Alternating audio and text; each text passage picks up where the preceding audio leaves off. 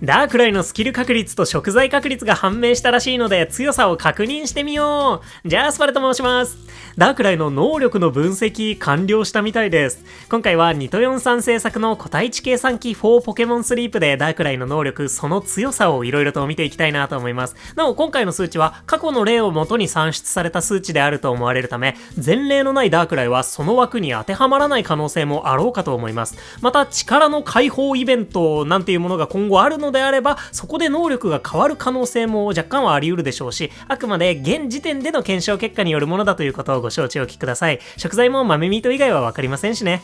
そんなわけでポケモンスリープ初の得意なものオールのポケモンダークライ、いろいろと見ていきましょう。それでは参ります。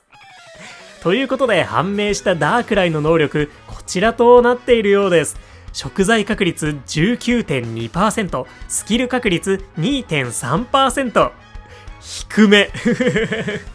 さすがに色々と控えめな数値みたいですね。私の予想よりはだいぶ低かったです。けどね、計算してみるとこれはこれで納得って感じの数値でした。まず食材確率で言うと、同じく悪タイプのマスカーニャが 19.0% とされているのでだいたい似たような感じです。ただマスカーニャの方が5分お手伝いスピードが速くて、集める食材のエナジーも 1.2 倍ほどありますので、さすがに専門職のポケモンの方が強くなるように調整されてるなって感じに見えますね。またスキル確率はスキル得意として考えるのであればめちゃくちゃ低い部類だろうなと思います。 2.3% は炎帝と同じとなっております。レベル25でスキル確率の補正なし、1日に元気オール S レベル6、3回の回復があった場合、ダークライは1日 1.3 回ほどの期待値、炎帝は1日 1.6 回ほどの期待値となってますね。炎帝はお手伝いスピード2400秒でマスカーニャよりも速いので、同じスキル確率でもダークライのスキルは相当発動しにくそうなことが伺えます。ライコウ、炎帝、スイ君を育てている方は彼らよりもスキルが発動しないポケモンなんだなってなんとなく雰囲気つかめるんじゃないでしょうかね。特にダークライは寝ている間の最大処理数も木の実を集めても食材を集めても最低2個ずつ埋まっていってしまうので、朝一のスキル発動率もかなり低めになります。スキル無補正だと朝一 30% ないみたいですね。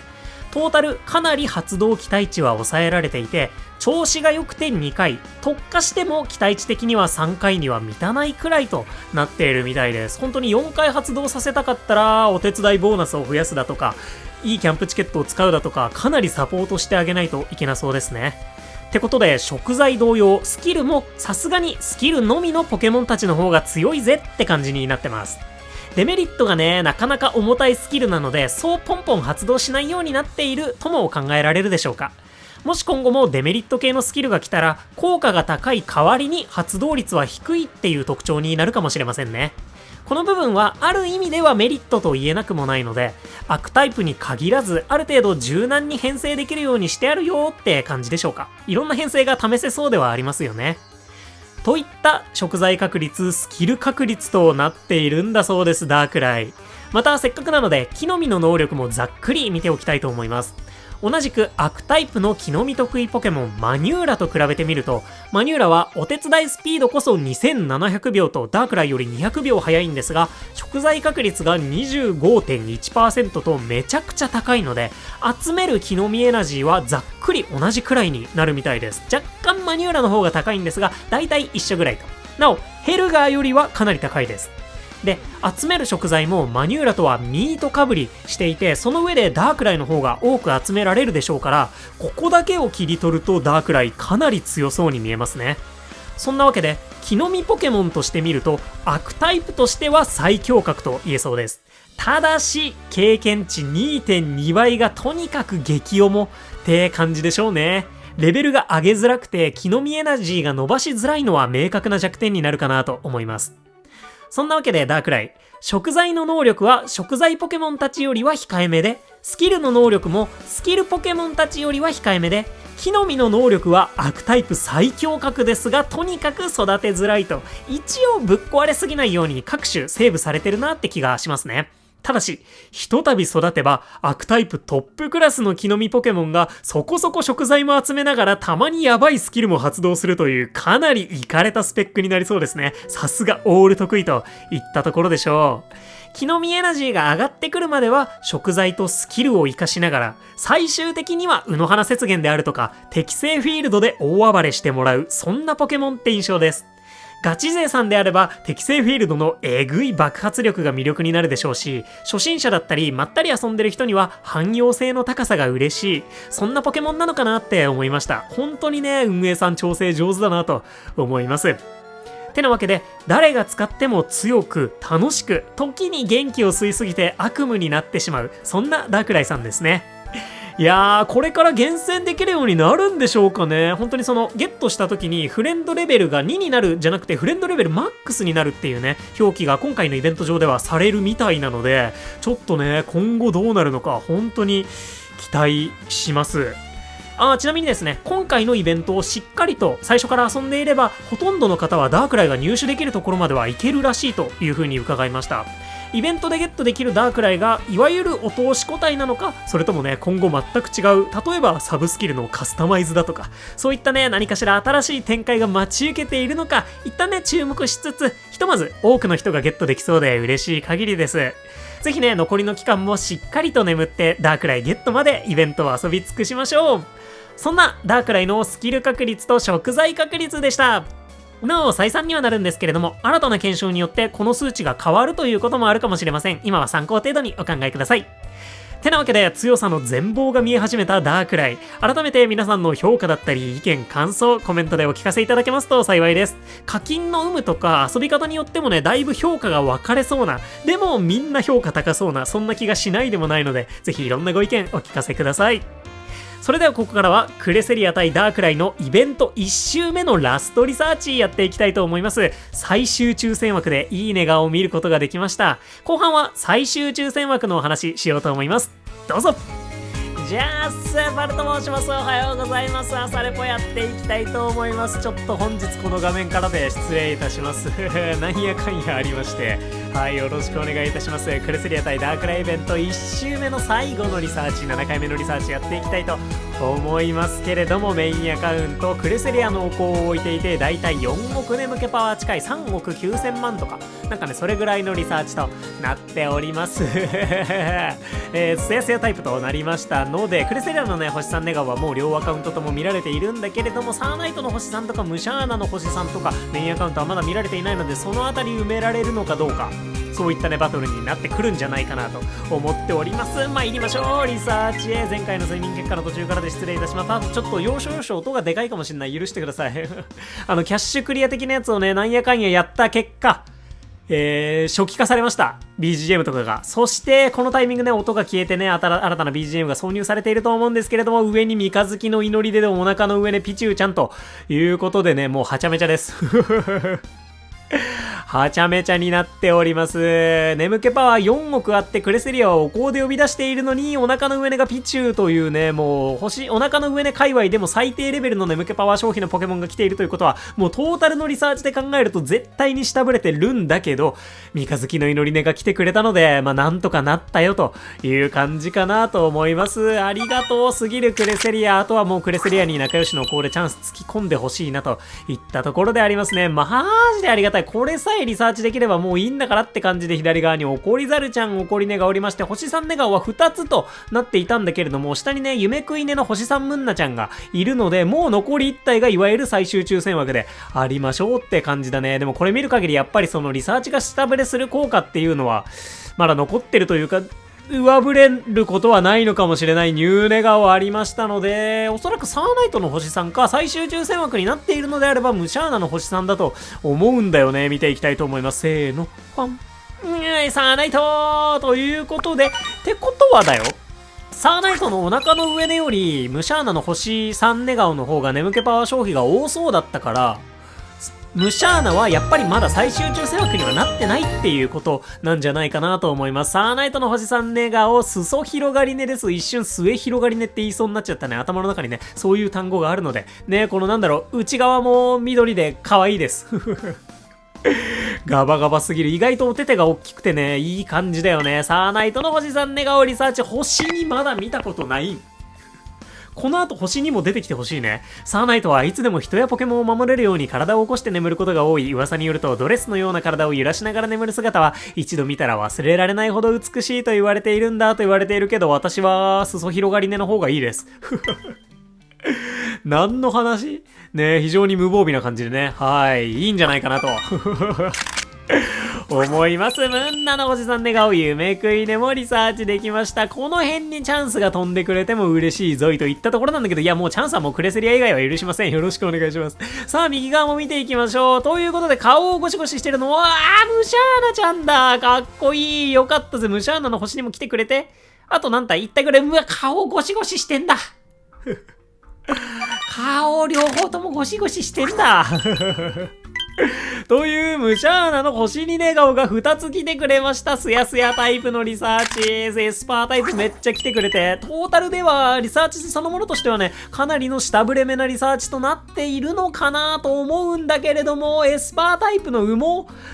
毛にだけね、絞ってみれば本当にいいリサーチになってくれたぜと。そんなところであります。最終日のリサーチこんな感じじゃ。残りまとめてリサーチしておやつタイム入っていきたいと思います。仲良しの力を貸してくれ。よろしく頼むぜ。さあ、ということで、ソーナンスの星1が羽毛8個がでかすぎるよね。ありがとうございます。していきながら、チャンス模様に一喜一憂していきたいと思います。すべてのポケモンのリサーチ完了です。よろしくお願いします。左上の方にヒャンとチャンスいってくれ。よろしくお願いします。そっから上にビューンはならずとなりまして。ピチューちゃんにチャンスがついていきましたので、ここはポケサブレでお迎えさせていただきましょ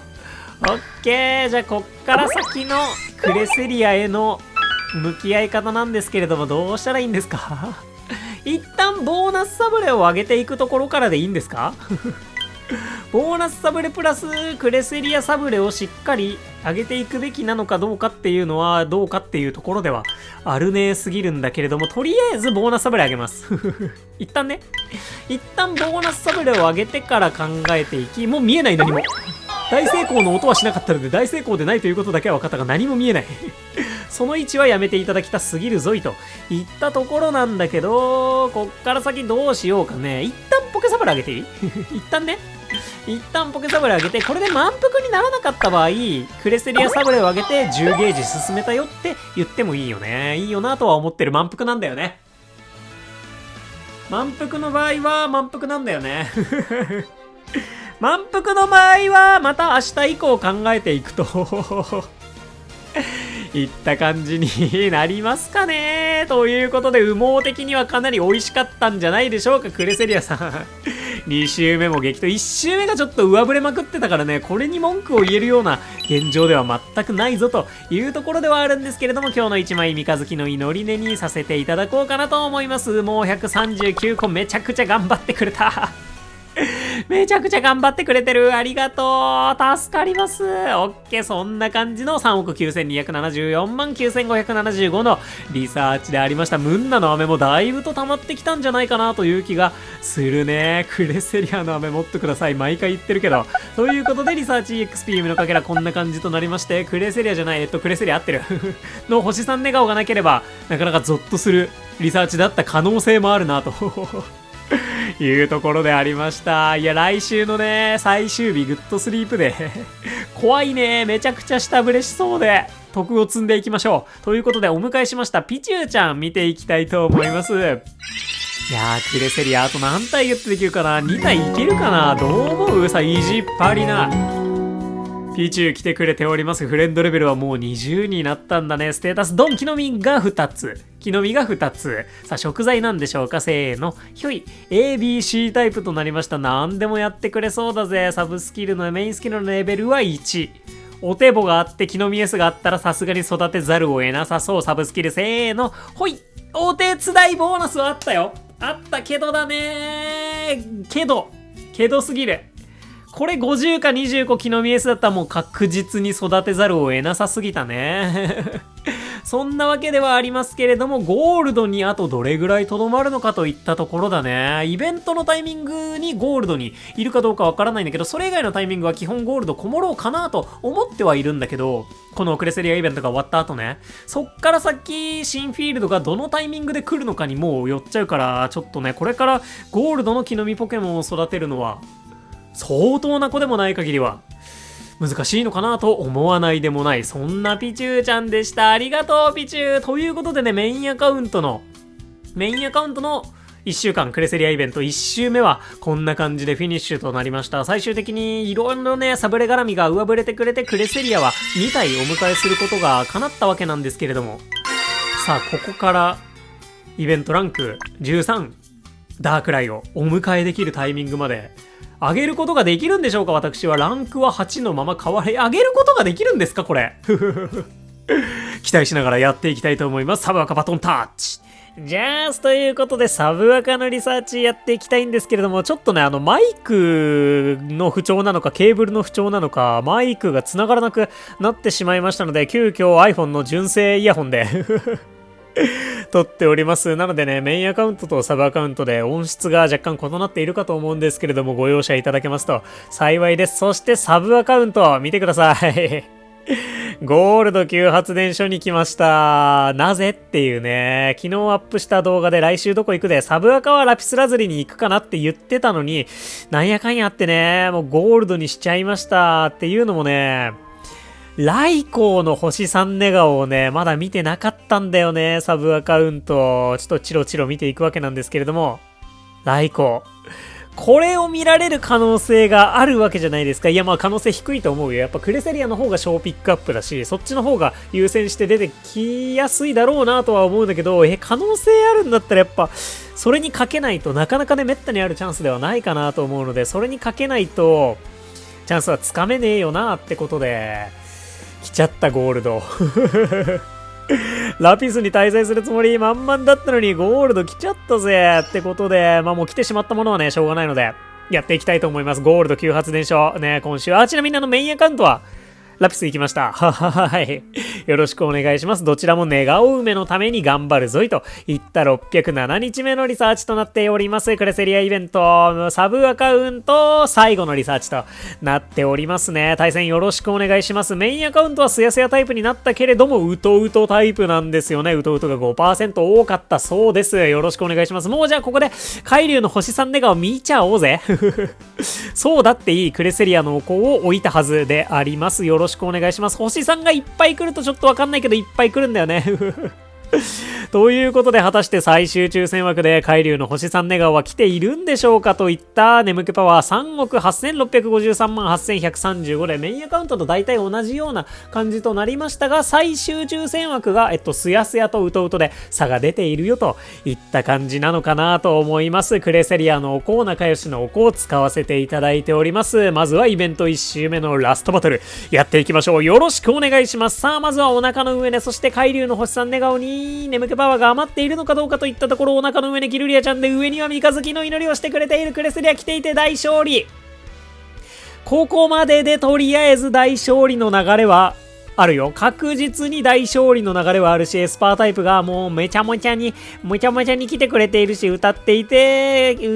気の振りをサボっていて、星3ネガオは3つだったよね。あと2つあるのかなといったところで、キルリアのお腹の上で羽毛がっつりありがとうございます。これであれば、海流の星3ネガオの眠気パワー消費がどれぐらいかわからないんだけど、出てきたっておかしくはないのかなというぐらい残っているかもしれない。ニューが来たら、まあ海流なんじゃないのかなといったところなんですけれども、周りぐるりと見ていきましょう。ニューネガオ。海流来てるんでしょうか。せーの。ほっぱー、おっきいねー。下誰いた？ふんばりねんだねー。おっきいねー、海流ちゃん。嬉しいねー。見れた。よかった、今週ゴールドにして、多分。海流の星3ネガをお腹出し寝をリサーチすることができました。確かお腹の上ではすでにリサーチできてんじゃなかったっけな。うわ、カキカキムニャムニャして、ふわーってする海流。良すぎる。尻尾ブンブンじゃん。もう尻尾ブンブン振ってる海竜可愛すぎない？これにて海竜コンプリートとなりましたので、ほぼほぼラピスラズリはコンプリートと言っても差し支えない。まあ嘘ではあるんだけど差し支えないのかなと思いますね。海の化身と呼ばれる海竜、広い海を飛び回って疲れ果ててしまったのか、お腹を丸出しにして熟睡するとても珍しい姿も見ることができました。ありがとうございます。これに関してはあまりにもありがとうございますだ。さあ、ということで見ていきまして、星さん寝顔がもう一体来てるはずなんじゃないのといったところ、もう一体は誰が来てくれてるんでしょうか。もう眠気パワーがどれぐらい余っているのかわかりません。マンキーちゃんでした。よろしくお願いします。足を伸ばしているマラツボミ先生がおりまして、以上のポケモンたちとなっているみたいです。これどうなんだろうね。トータルで見たらやっぱり下振れしているよりではあるのかな。海流以外には、海竜とね、キルリアの星さん以外にはめぼしい眠気パワーを使えたポケモンはいないのかなというところではあるんですけれども、今回もね、クレセリアの星さん願うがしっかりと助けてくれたよという、そんなリサーチだったのかなと思います。まとめてリサーチして仲良しのお香の行方見守っていきたいと思います。クレセリアがいいし、もしダメでも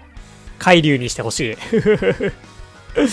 いよろしくお願いします。さあ、1周目のラストバトル、正真正銘のラストバトル、そしてクレセリアたくさんサブレ食べてくれるのかやっていきましょう。クレセリア上の方向に、海竜はいいけどクレセリアにも、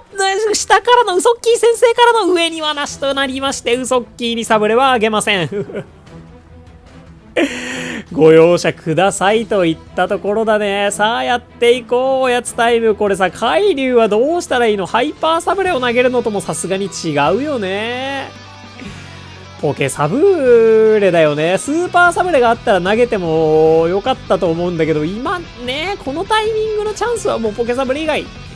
投げられない。よろしくお願いします。さあ、調整功は来たっていい。ひゃん。まあ大成功といったところで、海竜とは9ゲージ分ね、仲良くなってラピスラズリを後にしました。はい。次に海竜に会えるのは果たしていつになるんでしょうが、海竜がラピスラズリ湖畔以外のフィールドに出てきてくれることはあるんでしょうかといったところで、クレセリアとの真剣バトル、今再びやっていきたいと思います。もちろんボーナスサブレからいっていきましょう。サブアカはね、ハイパーサブレあるから、なんかそれを使ったり使わなくたりしたってもいいかと思ったり思わなかったり嬉しい。チャンスついとるやないか、悪いといったところで、こっから先どう進めていこうかね。もうでもどうする？クレセリアサブレ投げちゃう？投げたっていい。投げたっていいね。もし次回チャンスついてくれたら、クレセリアサブレで18ゲージ進めてからのボーナスサブレ3ゲージでお迎えまでいけるんだけど、そんなことはなかなか起こらない。クレサブ投げたろ。投げた後は、そうだね。ポケサブレいけるとこまで食べてもらいましょうかなといったところ、これで15ゲージ半分進めることができて、最速満腹2連続はシャレにならない。オッケー。こっから先は、ポケサブでいいですかね。いいんですかね。まあちょっともうわかんないからポケサブレあげます。ハイパーサブレなどもちろん上げていってもいいんだけど、これでできればね、18ゲージまで削っていってもらえるとめちゃくちゃありがたかったりとかするんだけど、待ってね、ここでハイパーサブレを今投げるとします。そうすると次回クレセリアサブレプラスボーナスサブレでお迎えできます。悪くなさすぎるといえばそう。悪くなさすぎるといえばそうだね。実際に育てられるかどうかは別。サブアカの方がメインスキルの種がね、メインアカウントより足りてないし、すでに伝説のポケモンスイ君もいるから育てるのも大変といえばそうなんだけど、やってみる？せっかくのイベントよ。でもちょっとダークライのイベントにハイパーサブレ取っといてもいいという気がしないでもないな。しないでもない。ちょっと英断ポケサブレ行くか。英断ポケサブレ行こうと思います。エスパータイプもね、サーナイトとかいないのよ、サブアカは。エーフィーしかいないから、それ考えると汎用性を高くいろんなフィールドにクレセリアを連れ回すことはできないってことは、育てるのが厳しいだろうというところで、一旦食べてもらえる限りのポケサブレを食べてもらおうとしてるんだけど、満腹になったけど相当食べてくれたなということで、しっかり18ゲージまで削ることができましたので、どうしたらいいんですかこの場合は。次回ボーナスサブレクレセリアサブレ、スーパーサブレは手元にない。いっそ悩んじゃうね。次回、ボーナスサブレ、ポケサブレでいけるとこまで行って、その次もボーナスサブレ、ポケサブレとか、ポケサブレ、ボーエ、クレセリアサブレとかで行くみたいな方向で考えよっかな。せっかくね、ボーナスサブレ大成功も出てくれましたし、ちょっとね、臨機応変に立ち回っていきたいんですけれども、手元のポケサブレは0枚となりましたけれども、今後仲良くさせていただきたい。かなりいい感じ。メインアカウントとはね、こう、かなりいい感じに締めくくることができたのかなというクレセリアちゃんとの